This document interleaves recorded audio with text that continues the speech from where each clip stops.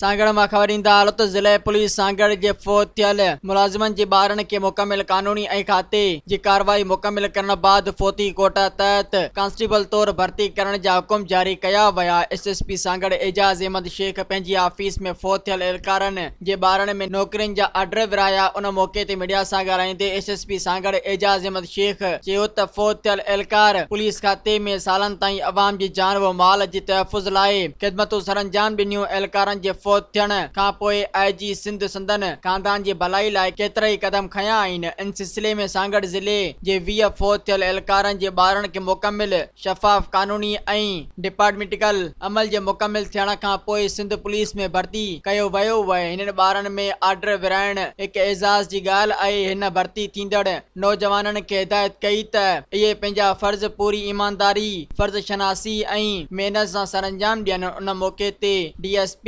Prosecution Zakaria कोरेजो ऐं sheet Clark Malik कमर पिण मौजूद हुआ। मज़ीद ख़बरनि ऐं तफ़सीलात लाइ विज़िट कयो असांजी वेबसाइट www.awamiNewsHD.com ऐं ॾिसंदा रहो अवामी न्यूज़ HD।